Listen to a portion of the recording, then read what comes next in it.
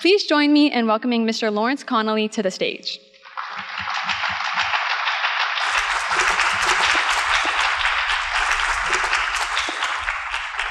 It occurs to me that when I think about resilience, I think everything I've learned comes from a novel written by a teenage girl over 200 years ago. The novel is Frankenstein. Teenage girl, Mary Shelley. She was Mary Godwin then. And what they have to teach us has as much to do with what the novel tells us, which is the story of a brilliant young man who lacks the resilience to pursue his dreams, as it does with the tenacity of the young writer who refused to give up on hers. Now, Mary was 18 when she decided to become a novelist, and this was a daunting undertaking for anyone in the 19th century, especially a young woman. Back then, novelists were men, and the few exceptions wrote romances and comedies, but Mary wanted to write something that defied category. She wanted to write something that no writer, man or woman, had ever dealt with before. And so, while traveling through Europe, she began working on the manuscript that became Frankenstein. Traveling through Europe. It sounds romantic, but you know, the truth is she was essentially homeless, caring for an infant child, on the run from creditors because the man she was in a relationship with had such a precarious grasp of finances that he had left them both deep in debt. And yet, over the course of that year, Mary completed the manuscript and submitted it to one of the top publishers in London, and within only 3 days, that publisher rejected it. Resilience. She submitted it again. Rejected again. She finally submitted Frankenstein to a publisher that agreed to take it, provided she did not put her name anywhere on the book, because who would buy such a book written by a woman? And provided she accept no payment up front, but only a small percentage of the profits of the book sold. It was hardly a windfall. Only 500 copies of the book were printed, and those didn't sell. 9 months later, booksellers in London were running ads trying to unload copies of Frankenstein. And the reviews? One reviewer wrote, "Frankenstein is a horrible and disgusting absurdity."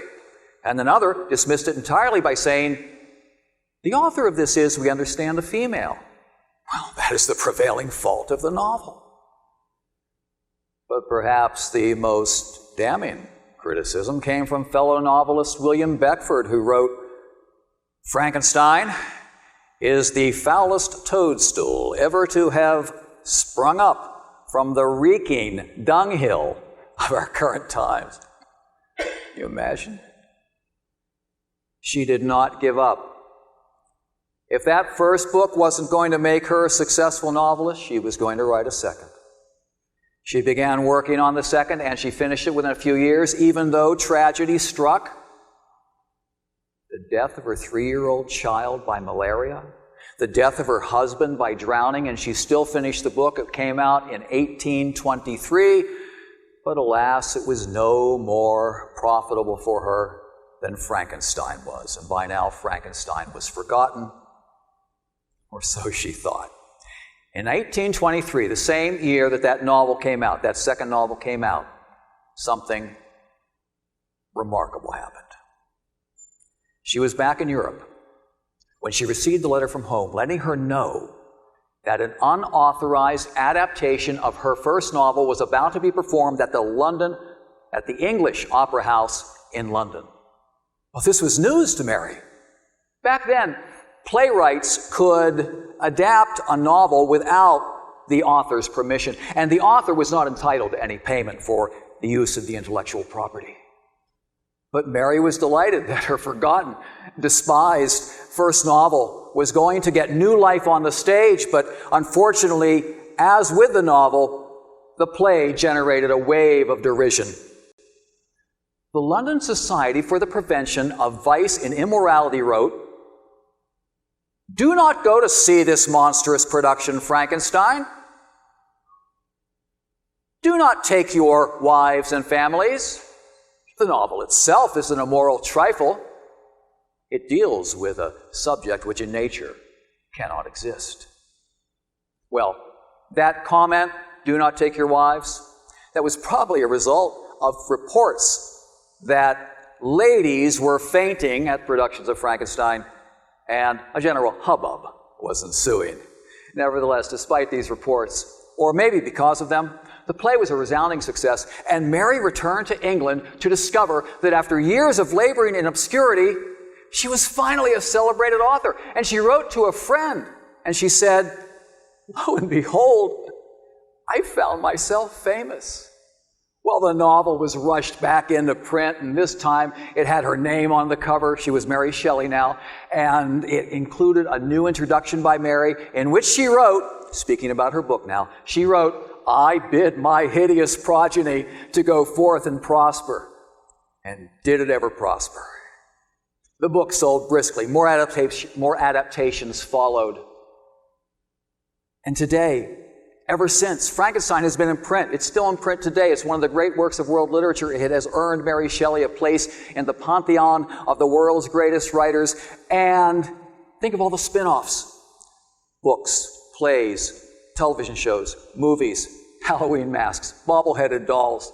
It's hard to imagine that there could be a world in which Frankenstein doesn't exist, and yet it almost didn't.